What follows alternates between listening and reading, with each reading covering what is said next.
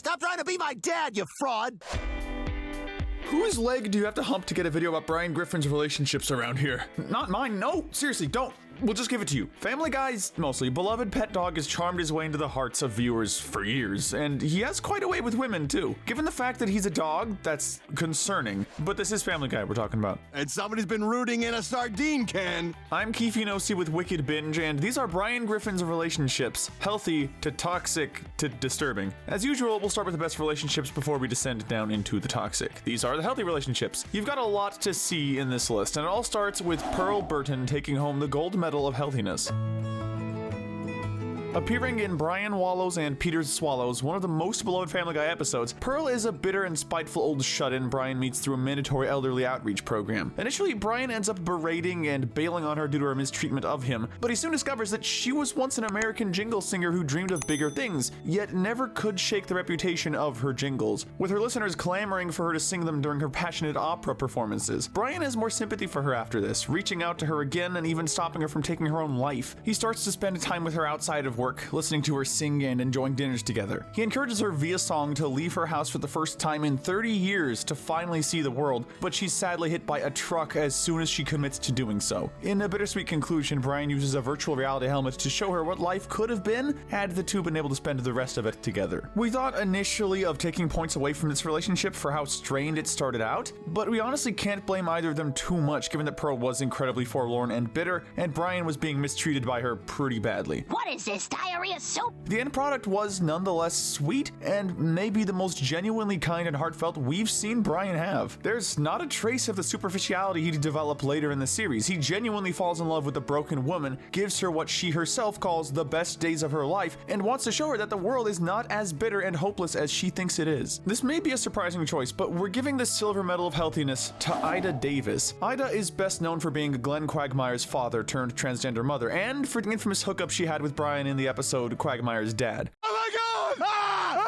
While Brian was rather disgusted upon learning that she was once Quagmire's father, Dan Quagmire, years later the two met up at a bar in Brida and rekindled their relationship. It does admittedly take some effort on Brian's part to be comfortable with their newfound time together, but surprisingly, Brian ends up choosing to date Ida for real, and the two slowly build a genuinely sweet relationship. Despite the strain between Glenn and Brian, he makes an effort to connect with him, as awkward as it may be. Unfortunately, it's this very strain that makes Quagmire unable to accept their relationship, despite all of Brian's well-intentioned efforts. Not wanting to choose Brian over her own son, Ida bids him farewell. They split on good terms, and their relationship ended up surprisingly healthy, especially when Brian's initial disgust at their fling is considered. She takes home the gold at your typical dog show, but Ellie still earns our bronze medal of healthiness. As the only dog Brian's dated since Seabreeze, man, it's weird that it took more than 10 seasons to revisit that, huh? Ellie is a show dog that Brian meets at the vet. The two actually get along really well from the get-go, with Ellie even assuring Brian that he doesn't have to try hard to impress her, and that she likes him for himself. Given how shallow Brian's relationships oftentimes are, we'll get to those, it's a nice change of pace for him to authentically get along with somebody so quickly. When he learns that Ellie is a show dog who may only be bred with by the winner of a dog show, Brian enters it with the intent of winning, and while this might sound like one of his usual schemes to get laid, here he genuinely wants to keep the connection he has with Ellie. Sadly, things don't pan out when Brian realizes that the grand prize is less intimate than one might expect. Rather than expecting Ellie to change her lifestyle of forced breeding for him, Brian breaks things off on good terms, acknowledging that their worlds just couldn't mix the way he'd hoped. Ha! He's blowing it! He can't do it! It's a real shame because, despite their differences, Brian and Ellie had a genuine connection, and despite earlier episodes suggesting he found them degrading, he was willing to enter and even win a dog show to keep that connection. And as sad as it is to say, we've already reached the end of the good territory. This is the gray area. Here we have the relationships that definitely could use some work.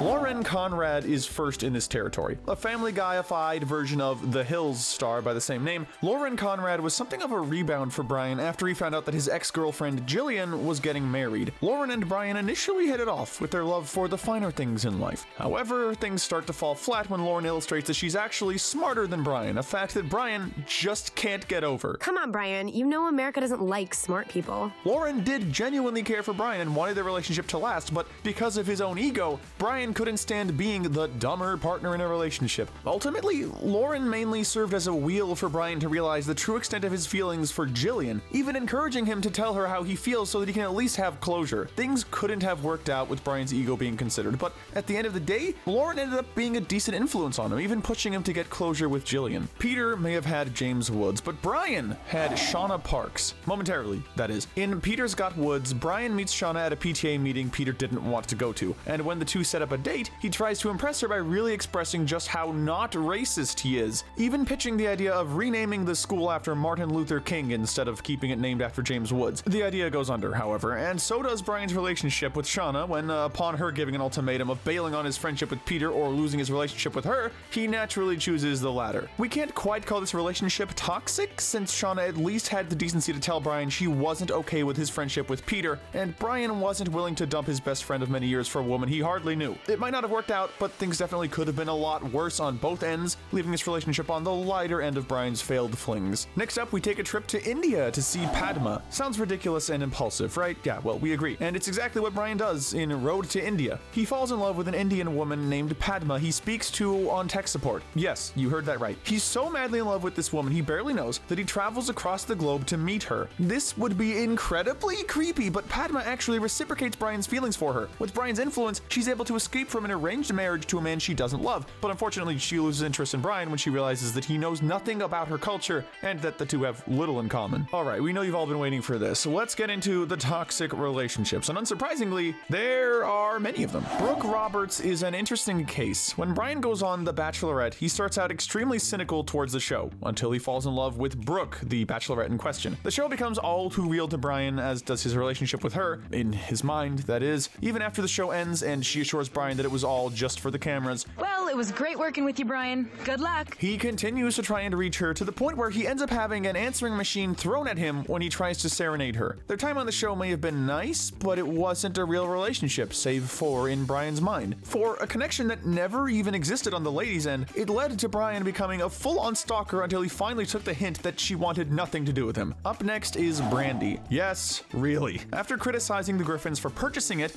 her, Brian becomes a total hypocrite, betraying his own advice that they've become too dependent upon technology to not only start using Brandy, but to start dating her. Brandy subsequently uses Brian's newfound love to sell him numerous products, which are charged to his best friend Peter's card, by the way. And later on, when the two run off together, she flat out bails on him after they have a fight. We're not sure what's sadder, the fact that Brian was willing to abandon and mistreat his family over falling in love with an off-brand Alexa, or the fact that he couldn't even maintain a relationship with a literal computer. Either way, this is one of Brian's most pathetic relationships to date. Rita's silver doesn't quite reach our silver medal, which would have been hilarious, but she still makes for one of Brian's less desirable relationships. In the episode Brian's Got a Brand New Bag, Brian meets Rita through getting stood up by her promiscuous daughter. He decides to not waste his evening, instead taking out Rita, and the two hit it off and begin a relatively healthy relationship. Brian even ends up standing up for her when the Griffin family berates her over Brian dating someone so much older, even proposing to her. Come on, you're only 50, you heard me. Will you marry me? Unfortunately, Brian's own superficiality starts to rear its ugly head when he ends up cheating on her with a much younger woman, feeling trapped by the engagement. To his credit, he does come clean with Rita and apologizes to her, but understandably, Rita dumps him for his unfaithfulness. Okay, this might seem like a really weird choice to be in the toxic category, but next up is Seabreeze Pewterschmidt. Carter's prized race dog, Seabreeze is an incredibly skilled runner who's made Carter a ludicrous amount of money over the years. Brian falls for her instantly, and due to being,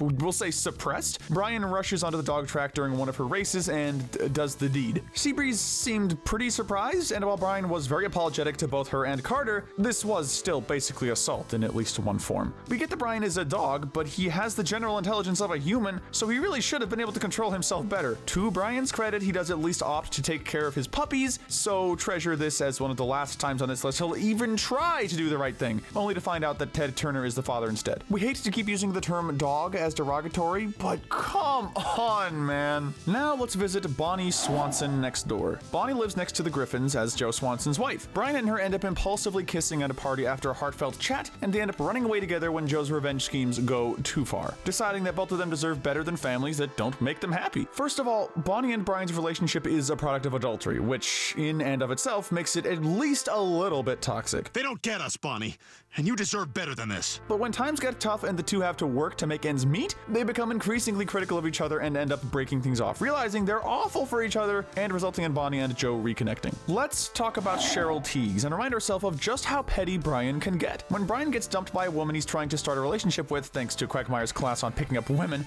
the latter specifies that his expertise lies in hookups, not relationships. Brian decides that he might as well settle, so he seeks out Cheryl Teags, the one woman Quagmire truly fell in love with. It's blatantly obvious that Brian is only with Cheryl to spite Quagmire, and he consistently mistreats her per his own pickup artist advice. Cheryl was at least presumably not interested in anything serious, given the fact that the shallow tactics Quagmire taught Brian were enough to pick her up. It was a petty fling, nothing more, and nobody expected it to be, so we can't exactly put it any higher than this. But we also can't ignore that Brian's motives here were entirely in spite of someone else, even if that someone absolutely hates his guts. On the topic of lost loves, let's look at the one that got away for Brian, Jillian Russell Wilcox. Simultaneously the sweetest and dumbest girl Brian ever dated, Jillian is a total airhead. It was fairly obvious from the beginning that Brian was only dating Jillian for her appearance, since nothing else about them even remotely suggested that they were compatible. Heck, Brian often spoke to and treated her like a pet, and not in the sweet using cute nicknames way, but more so the distracting her with a laser pointer way. Ultimately, Brian grows to be sick of Jillian, and after the two move in together at Peter's suggestion, she runs off in tears when Brian reveals he didn't really want to move in with her yet. Oh my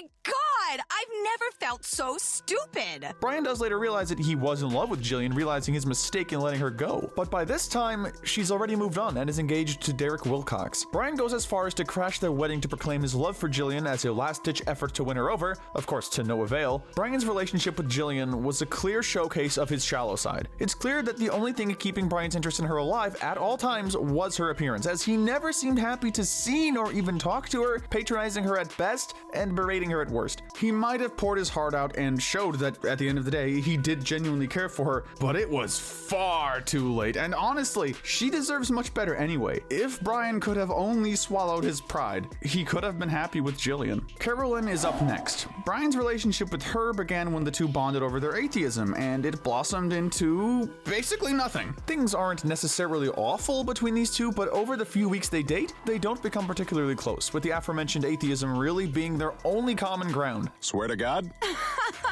This is primarily due to Stewie's advice to Brian not to take his newfound relationship too fast, resulting in him holding off on sex for a while. That, in turn, results in Carolyn cheating on Brian with Cleveland, effectively ending the relationship. It's nice to see something in this territory that doesn't have Brian at fault. Stewie's advice honestly wasn't all that bad, actually, and had Brian communicated his intent to take things slow properly, the two might have worked things out, or at least ended on more amiable terms. But sadly, a cheater is a cheater, and while it may be the last time we feel too sorry for Brian in this video, we do still kind of feel for the poor guy on this one. But enough of feeling sorry for Brian, let's talk about Amber. She's a Carney from the season 21 episode Carney Problems, and as such, she's one of the newest additions to Brian's list of failed romances. Though, honestly, there was nothing too romantic about these two from the get-go. It was pretty clear on both ends that it was just about the sex, but it gets worse. When Amber breaks up with Brian, his wounded ego leads to him trying to win her back, solely so he can break up with her instead. This plan almost succeeds, but out of fear of her intimidating uncle and ex-boyfriend Earl,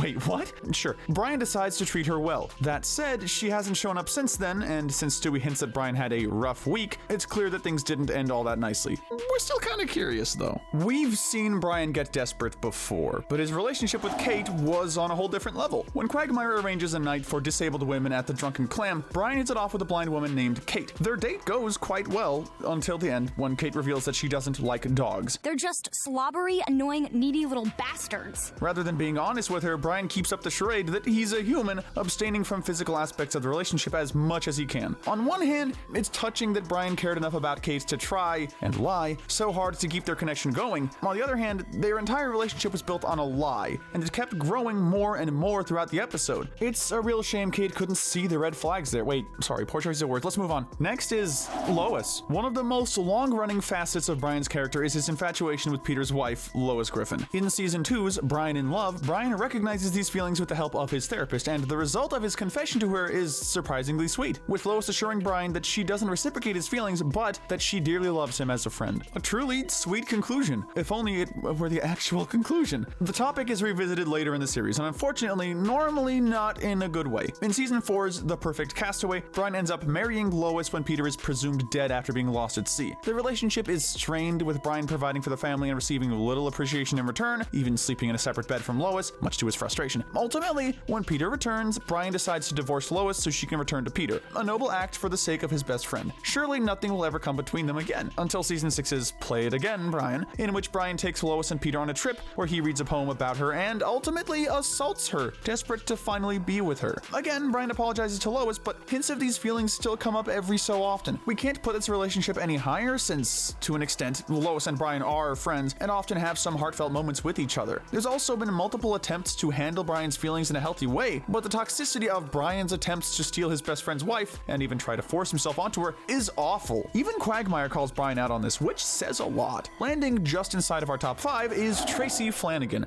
an old girlfriend of Brian's and the mother of his estranged son. There's not too much known about Brian and Tracy's relationship. From what we can gather, however, it wasn't good. Even Brian himself acknowledges that he treated her poorly in hindsight. One example of this was that his only concern when she opened up about her being sexually abused by her father was that she did go all the way, offering her absolutely no sympathy nor comfort. Tracy also dumps her son onto Brian later in the same episode this is revealed, claiming that he's his problem, which is honestly kinda understandable since he was the father, but still poor communication on both ends. We may know very little about Tracy, but we know enough to conclude that she's one of Brian's least successful relationship endeavors. And don't even get us started on how awful of a father he is. At least Peter's there. Next is Brian's almost relationship with Miss Emily. When Stewie informs Brian of this preschool teacher's neglectful, abusive behavior, Brian goes over to have a little talk with her, only to immediately change his tune when he sees how attractive she is. Brian subsequently begins flirting with Miss Emily and refuses to report her to the police until he has a chance to sleep with her. Brian knows full well the harm Miss Emily causes her students, but he still has absolutely no issue with delaying justice and endangering the multitude of young children in her care, including Stewie, who is Brian's closest friend and even has his arm dislocated by her at one point. Does this look like I slept on it funny? Ultimately, Brian does report her, but only after he finds out that she has a boyfriend already, so he won't get what he wants out of her. While this didn't even end up being the start of a relationship, Brian's intentions were clear, and boy were they scummy. We've made it to our top 3 most toxic Brian Griffin relationships, and we decided to give them their own category. These relationships are disturbing, straight up. The bronze medal of toxicity goes to Tori. Returning to the theme of cheating spouses, Tori is a woman Brian met at a car wash. The two hit it off and ultimately sleep together. Brian, to his credit, didn't initially know that Tori was married. However, even once she reveals this to him, he has no problem pretending to be the family dog so they can continue their fling. When Tori's husband Vic, a former Navy SEAL, suspects her of cheating, he enlists Brian as a guard dog to catch the culprit. Additionally, Tori herself leaves to stay with her mother with no regard for her recent lover's safety. She's perfectly content leaving him chained up in the yard. It's hard to believe that the character who was once the Griffin family's voice of reason has devolved into one who's willing to pretend to be a pet just so we can continue having an affair with the wife of a former Navy SEAL. Arguably Brian's creepiest attempt at a relationship, the silver medal of toxicity goes to Patty. In the episode Scammed Yankees, we see Brian go from general douchebag to full-on creep. After spending the first third of his B-plot complaining about Meg's friends, who aren't even paying him any attention, by the way, just talking in their room, Brian accidentally sees one of them in a changing room. He grows infatuated with Patty instantly and decides to give the term dog groomer an entirely new meaning, attempting to win Patty over with gifts and general flattery. Meg and even Stewie tell Brian how much of a creep he's being, but he's still fully willing and ready to take advantage of a high school girl and would have done it had it not been for Meg showing up to talk Patty out of it at the last moment. Side note, yes, we're aware that Patty is 18, and furthermore, what Brian was doing here was technically legal, but legal or not, a man in his 50s, in dog years, going after a teenage girl who hasn't even graduated high school is still incredibly creepy. Maybe not Herbert the pervert level creepy, but definitely creepy nonetheless. Hard to believe this isn't the gold medalist, right? Well, we assure you it was a very difficult choice, but Jess Griffin just barely earns the gold medal of toxicity. Brian meets Jess at a bar, and upon learning that she has terminal cancer, he decides to help her fill out her sex bucket list. The fun ends when Jess's doctor informs her that she only has weeks to live, utterly devastating her. Brian decides to let her fulfill at least one of her dreams before dying by marrying her and letting her experience life with someone who loves her for her last few weeks on Earth. While this is all very sweet on the surface, it turns sour when Brian gets the news after the wedding that Jess's cancer is in full remission, so the two can spend their full lives together. Brian quickly grows dissatisfied with the marriage, with Jess letting loose in celebration of her appetites for return. I'm not ready to be married. I gotta get a divorce. It's hard to blame him for not wanting to marry someone he didn't know all that well and ultimately only proposed to because she was literally going to die. But that doesn't give him an excuse for letting her choke to death at a restaurant to get out of the marriage. Brian initially plays it off as struggling to find information about how to do the Heimlich maneuver, but when she miraculously wakes up after the funeral, Brian's sobbing and the next episode's ending flat out confirms that he let Jess die rather than continue the marriage. Brian's lack of communication skills has been noticeable before, but never this detrimental. That said, Jess isn't innocent either. However, when Brian begins to also let himself go, breaking his hip in the process, Jess starts having to take care of him all hours of the day. Naturally, this is too much for her to handle, so she hires some help, is what we'd say if she were a reasonable human being. No, instead she opts to have Brian euthanized. At the end of the episode, the two conclude that they deserve each other because marriage is just a bond between two people who hate each other. Their words, not ours. It's an awful message from two awful people who have done awful things to each other. Brian's selfishness is on full display here, and it would be hard to take the gold medal of toxicity from this relationship.